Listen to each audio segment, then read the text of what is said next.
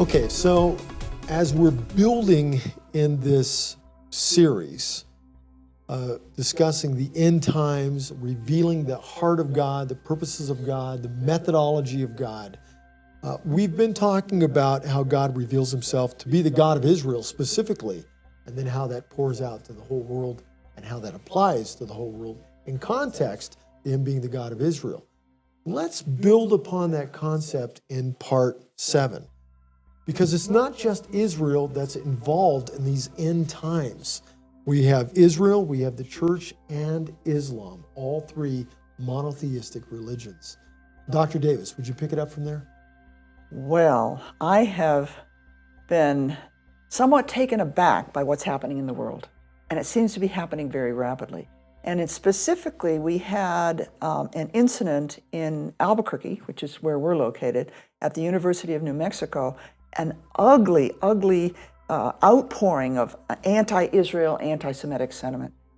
And that got us thinking about, wait a minute, we need to identify with the people of Israel, not just to go to Israel to visit biblical places. So we are initiating a project we call the Heartbeat of Israel to connect us with the Israelis. And we have a conference coming up, and our keynote speaker will be Noni Darwish. I've spoken with her, but I will meet her personally actually before the conference. I'm really looking forward to that. She is an Egyptian by birth, a Muslim, of course, by her background. She came to the United States when she was 30 years old. It took a fair amount of time for her to be able to break away from all that indoctrination of Islam. Today she is a Christian, and she has a ministry she calls Arabs for Israel. She's really a target for this Islamic people coming against her to try to stop her from speaking, but she's very outspoken. We're very excited about having her. She's written 3 books, and I've read them all now. But what we're asking her to do at the conference, and we're going to talk about this, is what is the culture of Islam? Coming from the Western world, where we think the value of the individual and a democratic concept of governing is passing in the night with the Islamic culture. And I hadn't realized how different the Islamic culture is and how dangerous it is. She's also going to talk about all the money that's flooding into the United States. I mean, we've seen it going on in Europe. Now it's spreading into the United States. The money is coming from Saudi Arabia. Now, of course, it's going to come from Iran. It's building mosques, but it's building Islamic studies departments in universities. It's bringing in their own teachers, bringing in their own, I can't remember what to call them. Let me ask you this, because I think we even believe in freedom of religion. If we didn't believe in that, then we shouldn't have the freedom to express our own sense of religion, how we understand it. Well, what makes this so different and threatening? This is a real dilemma for us because we cannot give up the freedom of religion. This is part of what we're based on. However, when religion is used to deceive, to bring violence, and the goal is not only to destroy Israel, but now to destroy the United States because we are supporting Israel. It's a specific goal, and Noni will talk about that. You know, another thing that really caught me off guard is we believe what people say, but the Islamic culture is based on lies. It's inherent, but they know they're lying to each other. So children lie to their parents. It's okay. And the parents know what they mean. The parents lie to the children. It's okay because their culture is built on lies, and they know that. I've had experiences where it's caught me off guard. Then, when I've been in Egypt, when I've been in the Palestinian area, to realize that they believe their lies, where we don't. We're supposed to tell the truth or tell lies. And that's not a Middle Eastern way, part of the culture. It's Islamic. Exactly, because I was going to say that is not a part of what I have witnessed within the Jewish culture and within Israel. Yeah, no. In fact, we read in the Hebrew Scriptures, the way it's set up, it's absolutely revolutionary and contrary to the traditional Near Eastern culture of its time, and that's even more apparent to me today, how contrary the Israel and their Jewish faith, and of course Christians now, as you say, grafted into that Jewish faith, how contrary it is to the Islamic ways. Well, then let me ask you, because when our Western politicians and advisors are dealing then with that mindset, are we being deceived and we don't understand the difference between... It's tragedy. It's absolute tragedy, because we go to a peace conference and a peace agreement is made, and we expect them to live by the peace agreement, and they go home and laugh. And I'm not judging them. What I'm saying is it's two different cultures, and we pass in the night. And we can't expect them to be like us because they're not. I was just, I wonder if this plays in as we're filming this, I was just seeing a couple of days ago that Abbas was commenting on the common term, I think it was Abbas, it was this common term that they've been chanting over and over, death to America. But he was clarifying and saying it isn't death to America, it's death to American ideas and morality. But that's typical of Islamic propaganda. They say what we want to hear. By the way, Noni points out that the Quran preaches violence. It preaches all of these things. Now, the position that the Islamic leaders will take is, oh no, it doesn't do that. It preaches, the humanity. We want peace. We want to get together. That's not what the Quran is preaching at all. It's going to be an interesting conference. And we're going to follow it up with breakout sessions. So we'll have the Bible Interact teachers in charge of each breakout session, and we'll be able to discuss, we'll be able to go into Scripture and to say, well, is Noni right, what she's telling us? She's basing on her personal experience. Okay, so this third entity that is directly involved in the events of the end times is extremely, I would say, polar opposite of the culture we find in the Bible regarding the Jewish people, the Hebraic way of thinking. Is it not polar opposite in many ways? Absolutely, yes, totally. To add to the conversation here, I want to go back to give the greater context of Islam. Because as we mentioned a few sessions ago, there is three entities governing humanity, three spiritual contexts: strategy of God, strategy of Satan, strategy of man. Those three need to be understood together in order to make sense of understanding the times today. Briefly, the strategy of Satan, as we mentioned before, number one was to confuse the issue about who the true God is, so created these thousands of polytheistic religions all over the place. And then after the resurrection, he panicked and he started to persecute the church. He realized 300 years later this was not the way to go, because more and more persecution brought more and more people into the fold of the true God of monotheism, and monotheism was being lifted up above his polytheism. Yeah. So because of the persecution. Because of the persecution. Okay. Exactly. So he had to stop the persecution. So just briefly recap what we already said a few weeks ago, but I want to lead to another point.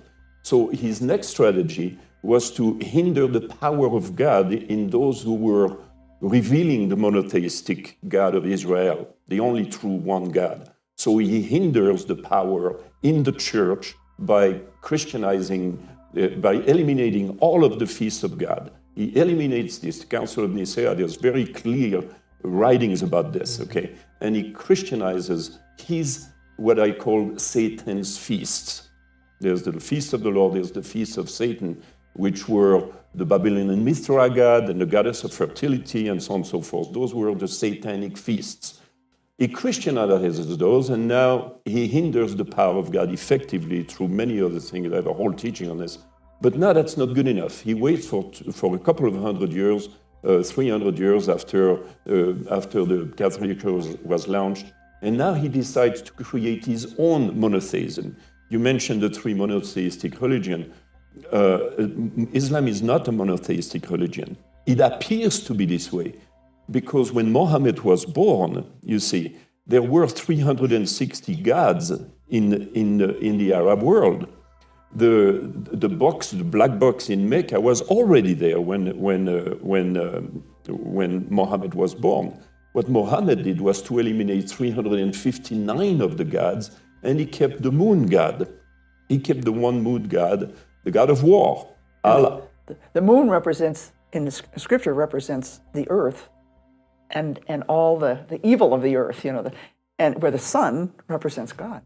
Right, and so now, yeah, that's right. So now, and the moon gets its light from the sun. Yeah. When you think about it, it doesn't have its own light in and of itself.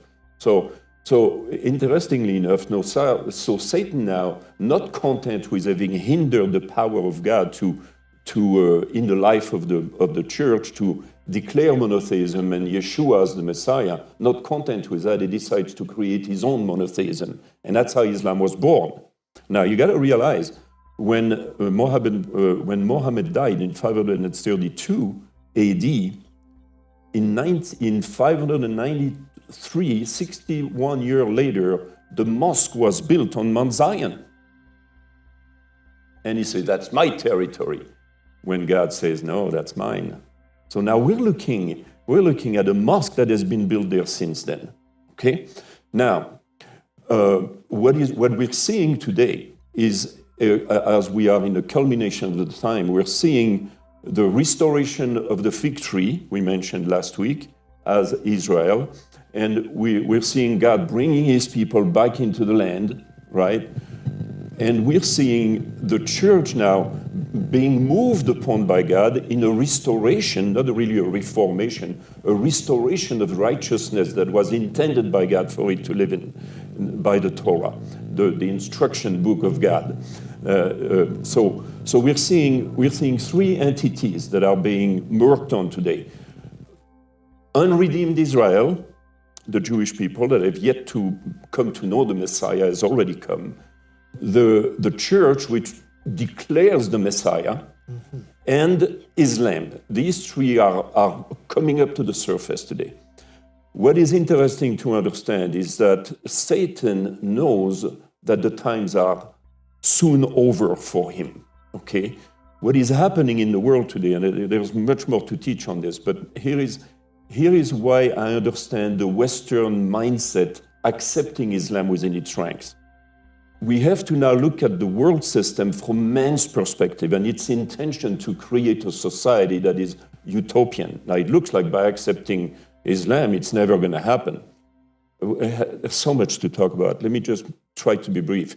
I believe that the powers that are behind the scenes that do control nations and humanity, I believe that these people believe that the Judeo-Christian Western society is a failed social experiment because it has brought in a complete anarchy, if you will, in morality in the world. We have a rise of complete iniquity in the Western world, worse and worse and worse than ever before. And I think the people that are governing the nations are accepting it because they're looking at Islam as a potential replacement of that because it keeps the people under much more control. Okay? There's more to it. I wish I had more time. You were referring to Sharia law. Exactly, you see. And so you have Sharia finances, which is being invested into the Western world. you have an acceptance of an influx of Islamist people, which are many moderates, but of course, as Gabrielle, what's her name? Noni. Yeah. Noni Darwish. Noni Darwish, yeah. And there was many radicals in there now. Israel's position in here is interesting. Because why is all the Western world seemingly against Israel?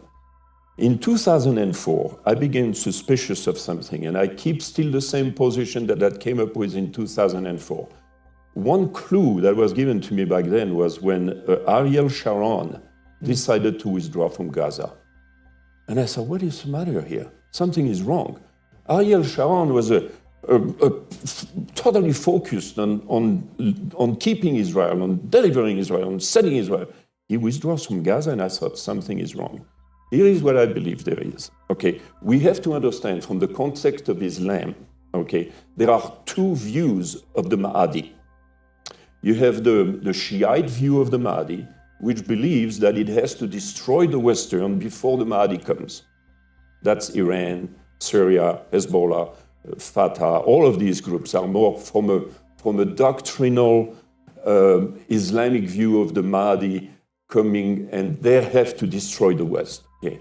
The reason the Saudis, the Sunnis, are lining up with the West is because their context of the Mahdi is different. They're seeing the Mahdi coming in and then destroying the West. You see, the philosophy is different between the two. Sure. So now, look at this from the human perspective. They're lining up and they're allowing the Islamic. You mentioned it earlier. They're accepting the funds coming in to build mosques. They're accepting the funds to teach in universities. They're facilitating the coming of influx of hundreds of thousands of Muslims. And these Arabic departments in universities are really attracting our young people. Yes, They're coming absolutely. in large numbers. There is much more to understand about all of this. But the conclusion of this is going to be this. I believe we're seeing in Isaiah 17 the destruction of Damascus, which has yet to take place. Isaiah 17:1. Damascus has never been eradicated. I believe that Israel is being put in a position by design to make a preemptive strike against the Shiite faction of Islam.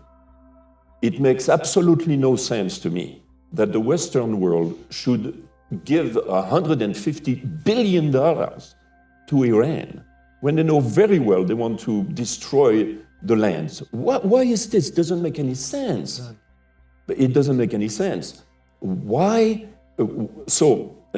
So my belief is this, and I may be wrong and you may disagree with me. My belief is that Israel is willfully put into the position to have to strike against the Shiite. And the reason for that is because the global community, which could eradicate the threat anytime, it took them 2 bombs on Hiroshima and Nagasaki to stop the Second World War.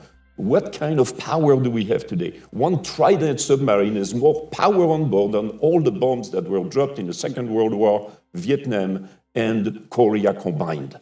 One Trident, we have 12 of them. So there is an incredible power available, which the threat could be eradicated. But the global elite needs to remain a benevolent governing entity and not force its philosophy upon the nations. So Israel, I believe, is used as the scapegoat, if you will, with the accord of Israel. And that's just me now, okay? But I think they're going to be given the yes for a preemptive strike. They're going to, again, say it's going to start a war in the Middle East that's going to be really bad. As a result of that, and Israel will win. It will be very devastating. It'll begin the encouragement of the proliferation of Islam in the Western world. We're going to see Europe it'll provide a groundswell for persecution in the Western world. I see that happening. But what will happen as a result of that? Israel will win. There will be a time of peace. And guess what's going to come out of that? a man who is going to be a Mahdi, who is going to bring peace. He will be hailed as a hero because he's going to bring peace in there. He's going to make the covenant, reinforce the covenant, existing covenant for 7 years. We know that from the scriptures in Daniel. So now get this. He comes in with peace. Everybody hails him as a hero because that's when he comes with peace, scripture teaches. So he makes peace with the world. And then Israel says, peace and safety. Everybody hails that. We are going to be there and say, that is Antichrist. Now, Daniel 12, Revelation 12, we're seeing Michael the archangel rising up. And just after that is when the tribulation says, the scriptures declares, there will be such a time of tribulation such as there was never in the world, nor shall be again, which are the words of Yeshua also. But what happens is Revelation 12, because Revelation 12 now speaks of Michael raising up and casting Satan down to the ground with his demons. And there the word says, woe, woe to the inhabitants of the world, for Satan has come down to you with great wrath, having but a short time. So now guess what? Satan, I believe, will incarnate into Antichrist, just as he incarnated into Judas Iscariot. At that point, the mid-trib, which they call 7-year tribulation, it's not 7 years, it's 3.5 years. 1,260 days, according to the book of Daniel and according to the book of Revelation. And that's where he goes against the Jewish people, because now he has nothing to lose. Persecution is the last thing Satan wants to do because it provokes a restoration. So now, you said it earlier, more and more people come to know the Lord. But now what we have is a Satan who incarnates into Antichrist, and Antichrist declares global jihad. He declares global jihad. And I got that word from the Lord when I was in the Philippines addressing a group of pastors about the last days. He declares global jihad, and that's when all hell breaks loose. Because now we're going to see a radical Muslim going to the moderate Muslims, who are the first victims because they are considered to be infidels. You see, I'm fascinated by your point that what is going to be attractive to people is that the fact that Islam has a set of laws in place that counters all this freedom in the Western world. That's right. And Noni talks about it, about the Sharia law, and she points out that the Islamic culture portrays Sharia law as a wonderful thing, but she discloses how evil it is. Oh, absolutely evil. And we've heard, of course, how the father has the right to kill the daughter because she wanted to. She had a boyfriend who was not Islamic. Right. So this pans out after he declares global jihad. Now we are entering the time of Jacob's trouble, you see, and which we'll discuss that in the next session. Yeah, we've got a lot to discuss. There's a lot. But this is the framework that I see the tribulation being set in. So you have Judah, who is going back to the nation from many places of the world to protect themselves against the rising Islamic attacks, which we see mounting all the time. Right. You have the church now, which God is moving into to restore the faith that was given to the saints, so we can effectively witness to the Jewish people. But not all the church. Not all, no. No, The I would remnant. say it's the remnant. And I would Yes. say persecution is going to come against the church. That's right. Yeah. So we talk about this in the next session, because this is Yeah. understanding the framework of the time of Jacob's trouble, aka the Great Tribulation. And so we're living in those days today. And this is why what is so important for these sessions, because we're providing a framework to understand the times that we are living in today, and God's call to identify a remnant that is going to walk in truth and righteousness, not just this love. Love is not love, but not at the expense of righteousness or truth. I want to talk about briefly this concept of, because I see it exactly the same way, that Israel's being forced to have to act. Yes. Now, I don't know if they're going to get the go-ahead, but I think they're being forced. They're not going to have get the act.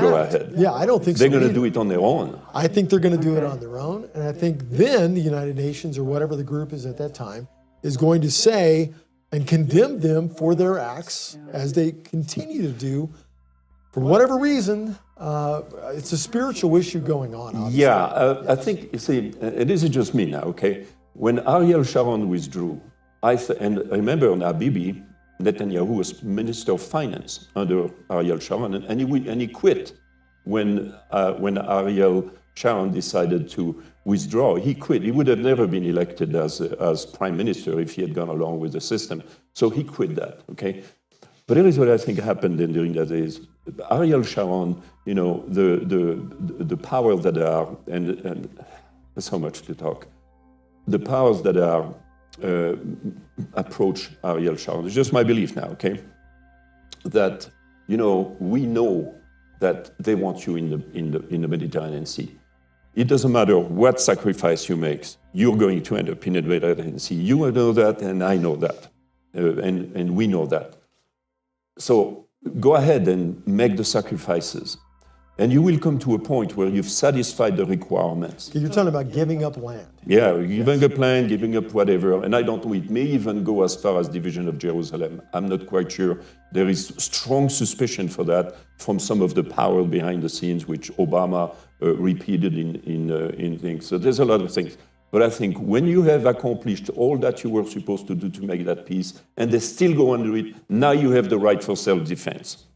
And nobody will blame you for it, because you have accomplished all of that. That's when I think Israel will launch its thing and set up then the final, thing for the final days, when Antichrist comes up as a result of that war to restore a 7-year, and then in the middle of it, break that treaty and declare global jihad. And I think that's my understanding of the time. And the important thing for us is, you know, how do we respond? Persecution is going to come against us, and those who stand, see, I think that's the key word, those who stand for God are going to be identified as the remnant. Absolutely, and that's what we're going to talk about next week, in the next session. Is it synonymous to say when you stand with God, you also stand with Israel?